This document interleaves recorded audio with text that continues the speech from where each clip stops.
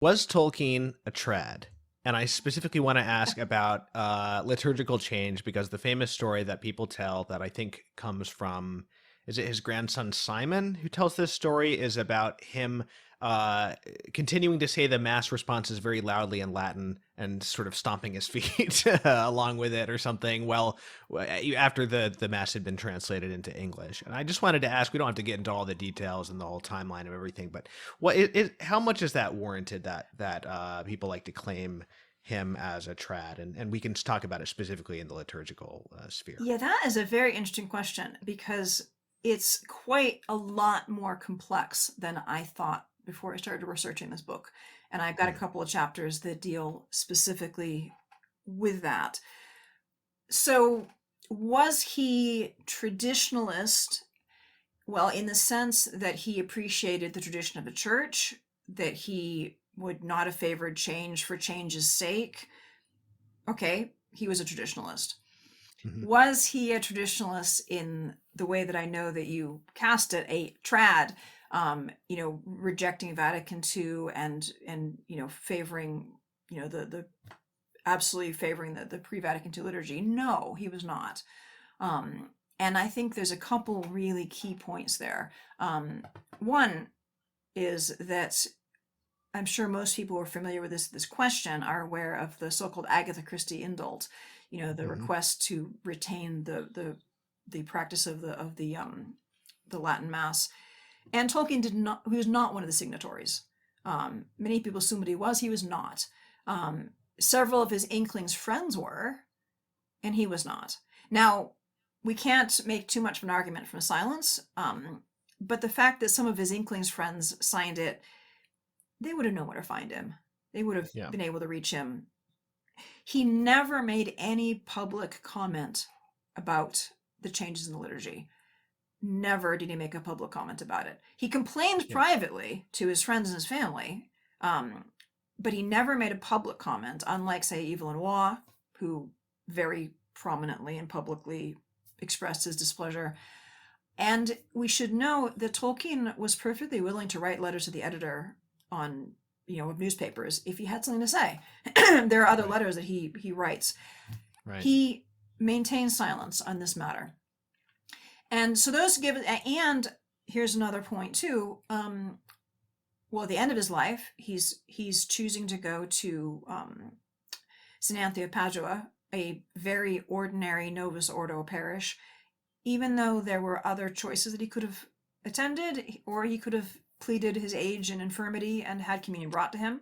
And he was a lector in the Novus Ordo as well. Exactly, and that's the last point that I turned up the very interesting fact that in the 1960s, after the Novus Ordo, when laymen were then allowed to read scripture readings during Mass, which was new, Tolkien was a reader at the Corpus Christi Headington, so he Right. was he was willing to participate publicly, not just show Right. up, but participate publicly in this. So we have a couple of points that show whatever else is going on, he's not fitting into this sort of trad mode. But I do want to return Well, to that question that you about the liturgy. sure, sure. Well, I mean, I just wanted to mention that. I mean, that story that people quote from Simon about him saying that, to me, that was never a story that reflected particularly well on Tolkien. And I say that as someone who would be in sympathy with saying, well, perhaps the old mass was superior or any of that. I'm certainly, I think those are legitimate opinions to have, and I'm sympathetic in various ways that the language question. But I don't think that that would have been the best way to respond to it. Well, And this maybe that was just one time. Maybe we're getting an exaggerated version of the story. I don't know, but I'm just saying it's nice to see these counterbalances to that narrative because I don't think that way of responding to it as the way people portray that story it necessarily speaks well of him in that isolated moment at the very least. So I don't think that people should spread that around as that though that makes him awesome Oh yeah. necessarily. Well, this is, I mean, but actually, this story, that particular story is very useful and interesting because it allowed me to unravel a lot of these threads. So first Right. of all, there's often several different stories conflated. So there's Simon. Both Simon, his grandson Simon, and his granddaughter Joanna report him saying the responses in Latin when the mass is shifted to English. We're going to come back to that in a second. Okay. That's the other story is one that Clyde Kilby reports that someone else observed Tolkien being apparently offended by the lack of genuflections in the Mass, and he stomps out doing some bows, and then he leaves. Hmm. And that I cite that in the book as well. Now that story, that I don't think it does reflect terribly well on Tolkien, insofar as we know that it. But what actually was the story? What actually happened? We only Right. have it at best third hand. We have Right. Kilby, who's not a Catholic, reporting somebody else's observation, possibly firsthand, possibly secondhand. I've never been able to get independent corroboration of this particular incident. Good. Yeah. Now, I do, however, think Tolkien had a temper. He sometimes could really blow his top. It was a fault. I think it is consistent with his character that he had one day that he just got really annoyed with what he observed, and he did, in some way, storm out. But it seems to have been an isolated incident, and it reflects more on his, losing his temper than anything else. Right. But let's return to that story, that well corroborated story of Simon, because both Simon and Joanna report that Tolkien was giving the responses in Latin. Joanna's totally unbothered by it. Simon's embarrassed. So we have two different perspectives. It's clearly a thing that he did pretty often. Well, Right. I also go pretty regularly to the traditional Latin Mass. When I'm in Oxford, I usually go once a week, once every 2 weeks. Although I normally go, to the Novus Ordo or to the Ordinaria form. And it occurred to Right. me that the Novus Ordo is so structurally different from the traditional Latin Mass that it's actually impossible to just give the responses in Latin. It's just not the same pattern. The responses are different and they're in different Mhm. places. And Right. that prompted me to do quite a lot of research into the liturgical changes that Tolkien actually experienced. And this was a huge eye opener because, first of all, and then plotting Tolkien's reactions date wise against what was actually Yes. happening. Yeah. Yeah. Yeah. And this was huge because it didn't all happen at once. The Novus Ordo didn't come into effect until quite late in Tolkien's life, the last couple of years of his Right. life. What he experienced at first was simply the shift of the liturgy from Latin into English, but it was the same exact liturgy. It was just in English. And I even went so far as to, through the priest scholar in England who was able to give me scans of the missals, the transitional missals that they were using. So with my own eyes, I saw the parallel text, the English and the Latin, and they did it in stages. It was first the first part of the Mass and then the whole of it. So Right. if you look at Tolkien's very vehement objections to the changes in the liturgy and you peg them as to dates, he is talking about the change from Latin to English. He is not talking about the Novus Ordo. We don't have any comments by him on the changes in the prayers themselves, although he may certainly have thought that they were less well composed than the old ones, Yeah, or I mean, it's we don't plausible, have. but we just don't have any such Yeah, comment. and those are later, right?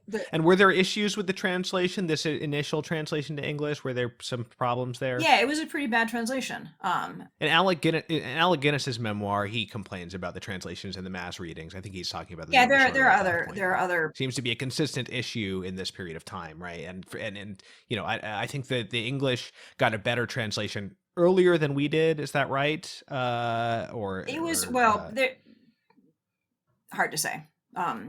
hard to say. But Okay. certainly, I mean, we have to remember too. First of all, Tolkien was fluent in Latin. He knew Latin intimately as a living language, so he's sorry to lose it to begin with. He's Right. also a prose stylist of genius who knows the English language inside and out. And there were bilingual missals in England, and I've used them in the appendix to Tolkien's Faith that have quite beautiful renditions of the liturgy in English. Well, for whatever reason, they didn't use those, and Hmm. the translations were these sort of by committee messes. And Right. so Tolkien, I think, quite naturally, artistically, aesthetically, is like, what the heck is this? Also, the translations of the Mass readings, he was probably the one in a million people who actually could understand the readings in Latin, Right. unlike most everybody else in Right. the congregation. And when they started doing, for instance, the Psalms, they were using Ronald Knox's translation, and Tolkien particularly disliked Knox's translation of the And to be Bible. fair, Ronald Knox's translation was not some new, new agey sounding thing. It was a pre-Vatican II Exactly, work. but for what we see then is this is not a Vatican II issue. This is a language and beauty issue. Tolkien Yeah. is sad to see Latin go, and the English that replaces it is clunky. He doesn't like it. And also, I was recently talking with Father James Bradley, who's a canon lawyer, and he made a very interesting observation that when they shifted over from Latin to English, it also meant that they were saying more of the prayers out loud, and the priests were not used to that, and they were doing a bad job Mm. simply saying the Mass. Mm. So we have an aesthetic experience that is very unpleasant. And this is what Right. Tolkien's objecting to. And now let's go to that scene where he's with Simon or with Joanna. Yeah. He's in the context of a Mass. It's the same liturgy as he's had his entire life since he was 8. He knows the responses by heart. He says them Yeah. naturally, and he says them naturally in Latin at the appropriate time, in the appropriate place, because partly I imagine because he's just used to it, partly because he's a little curmudgeonly, and this is his little kind of protest. Yeah. But it's And not, he's not breaking any rules, really. I mean, I have a priest at my parish, which is a Novus Ordo parish, who says, I think rubrics are for priests, not for lay people. And yeah, so, there's actually no breaking of rules. Now, it might be distracting to people around you, I suppose. Anyway, I think it sheds a little bit more of a sympathetic light on that particular yeah. story. And also the fact that, Simon recounts that he says it loudly, and I don't think that was deliberate. Because I think Tolkien had a respect for the liturgy that he wouldn't have deliberately disrupted it, even if he was privately being. Yeah, But I at think that so. point, he was quite deaf. And people who are going deaf don't have a good sense of the volume of their voices. So Yes. I think he was unintentionally louder than he meant to be. So all of this puts the proper context for his objections to the shifts in the liturgy. There's a couple other points I think are worth noting. One is with regard to the 1950s change to the Holy Week liturgy, which dramatically changed the structure of those liturgies. They were still in Latin, but they Mhm. very significantly changed the timing and the structures. Evelyn Waugh just about blew his top with he hated it so much. Mhm. Tolkien actually said that he said although he personally was sad to see the familiar liturgies go, he thought it was the right move. That he thought he Mm. approved of them as being more suitable to the lives of modern Christians. That's his phrasing. So we can see that he's able to make a distinction between his personal attachment and, okay, this is going to make it more accessible to more people to worship.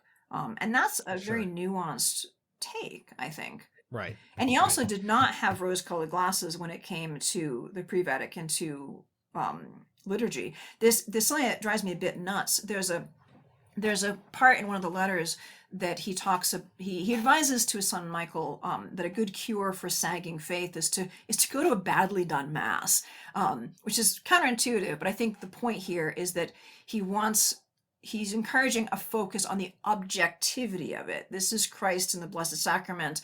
Even if the priest is mumbling and gabbling and the congregation is badly mannered and badly dressed, this is unfortunately not infrequently quoted as Tolkien's objection to the Novus Ordo. It's nothing of the sort. Really? I've never seen I that. That's a have. pretty dishonest excerpting, I I have. would It's say.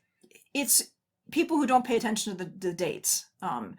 And he's referring to the pre-Vatican II experience. When Yes. he talks Yes. about all the terrible priests he's known in his life, of which Father Francis is the shining exception, he's talking about men who were formed and doing their ministry in the pre-Vatican II era. He is well aware that, things were quite often, done very badly. Ronald Knox, I don't quote this in the book, but Ronald Knox at one point in one of his books comments that he wishes he could make his Sunday masses longer than 20 minutes, but people object. Sunday Mm. masses, 20 minutes. Yeah. Wow. That's It crazy. is crazy, but it was unfortunately pretty typical.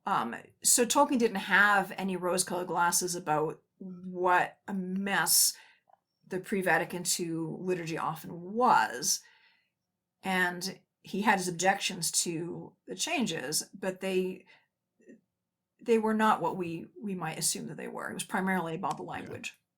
So Tolkien shouldn't be used in an ideological way in this context. And there's, for people who are interested, there's more in the book about his response to the council more generally, and yeah, it's a nuanced picture. So thank you for that. I think people will be quite interested to hear this part of the discussion.